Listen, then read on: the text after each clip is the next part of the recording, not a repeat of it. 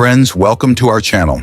Today we are going on a fascinating journey into one of the deepest topics, the relationship between science and Hinduism.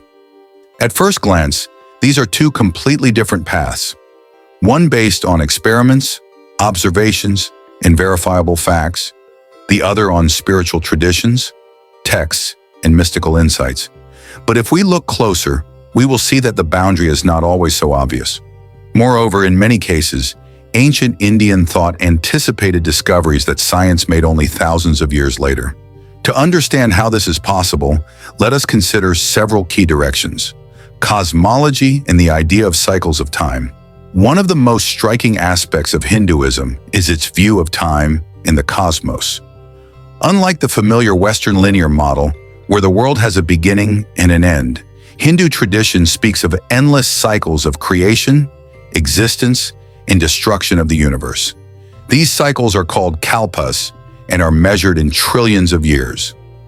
Modern cosmology, studying the expansion and possible contraction of the universe, has proposed hypotheses of the Big Bang and the Big Crunch.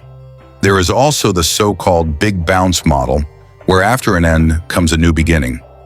These ideas are strikingly similar to the Hindu concept of cyclicality, only expressed in different language. For ancient Indian thinkers, this was not a metaphor, but a fundamental understanding of reality. They claim that the universe has no single beginning. It is eternal and manifests through infinite cycles. Science has only recently begun to consider similar scenarios. Atomic philosophy. Long before modern physics, Hindu thought spoke of the smallest indivisible particles, Anu. The Vaisheshika school of Hindu philosophy taught that everything that exists is composed of atoms, which cannot be further divided. Of course, this was not an exact equivalent of modern atomic theory, but the principle itself is surprisingly close.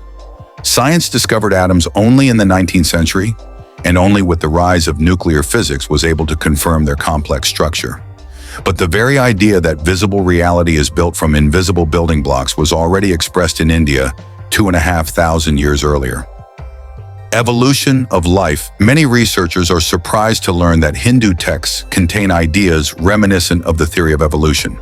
In the Bhagavata Purana, there is a description of the successive incarnations of the divine principle, among which one can trace an evolutionary line: fish, tortoise, boar, man-lion, human, and so on.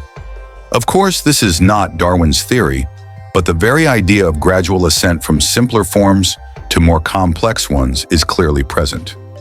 Darwin justified it in the 19th century with observations and evidence, but long before him, Hindu thought spoke intuitively about the development of life as a step-by-step process. Consciousness as the basis of reality science. For a long time considered consciousness as a byproduct of brain activity, but in recent decades, the question of what consciousness is has become central in philosophy of science and neuroscience. Hinduism, however, has claimed since ancient times, consciousness is primary and matter is secondary. Atman and Brahman are concepts that describe the inner essence and the universal foundation of being. In essence, Hinduism teaches that consciousness lies at the basis of everything that exists. Modern quantum physics and studies in cognitive sciences are beginning to cautiously consider the possibility that consciousness cannot be reduced to material processes.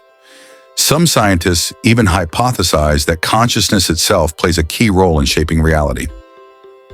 Multidimensionality and parallel worlds. The Vedas and Upanishads speak of many worlds existing simultaneously. These include higher and lower planes of being, as well as different levels of reality. Modern physics, within the framework of string theory and the multiverse hypothesis, allows for the existence of additional dimensions and parallel universes. Of course, the language is different, the approaches are different, but the very idea of multiplicity of worlds unites the ancient tradition with modern hypotheses. Meditation practice and science.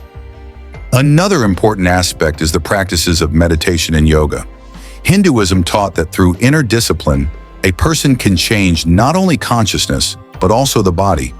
Today, neuroscience and medicine confirm that meditation reduces stress levels, strengthens the immune system, affects brain activity, and improves cognitive abilities. Research shows that yoga practices and breathing techniques truly change the functioning of the body on a deep level. What for centuries was perceived as spiritual discipline, science now confirms as a tool with real impact on health. Now let us look at where science and Hinduism diverge: verifiability and belief. The main difference between science and a religious tradition is that science requires verification and proof. Every statement must be reproducible. In Hinduism, much is based on spiritual experience and inner revelation, which cannot be transferred or tested experimentally. Science cannot confirm the reality of karma or reincarnation because these phenomena are inaccessible to direct observation and measurement. For Hinduism, however, they are fundamental. Different goals. Science seeks understanding and control over nature. Its goal is the development of technologies that allow us to transform the world.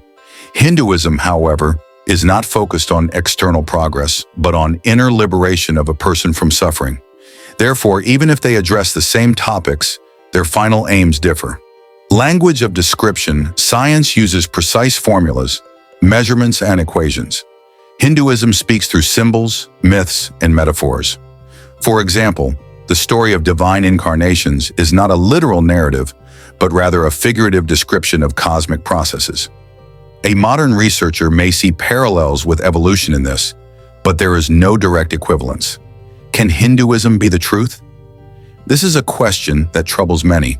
If Hinduism so often anticipated scientific discoveries, does that mean it is entirely true? The answer depends on what we mean by truth. From the scientific point of view, truth is that which is confirmed by experiment and experience. From the spiritual point of view, truth is that which is revealed to the inner vision. It is possible that Hinduism came intuitively close to certain fundamental laws of the universe, but that does not mean that every detail coincides with science. We could put it this way: Hinduism is not science, but it grasps surprisingly well some key ideas that science later confirmed. Its value is that it draws attention not only to the outer world, but also to the inner one, what the ancients knew before science. The idea of atoms and elementary particles, the cyclic nature of the universe and the infinity of time, the existence of many worlds and dimensions, the link between states of consciousness and reality, the practical value of meditation for health and the mind. These ideas could not have come from experiments, but they show that ancient sages possessed astonishing intuition. So, science and Hinduism are two different paths to understanding truth. The first is built on observation, the second on inner experience. But together they create an amazing picture. Ancient teachings can inspire inquiry, and science can confirm or refine those insights. Can we say that Hinduism is the absolute truth? For science, no. For a believer, yes. But the most important point is that it reminds us the world is far deeper than we can imagine. And perhaps only by combining outer knowledge with inner experience can we come closer to understanding what reality truly is. Thank you for joining me in this exploration. I appreciate your attention and support. If you are interested in continuing to discover the intersections of science and spirituality, stay tuned to the channel. Many more fascinating discoveries await us.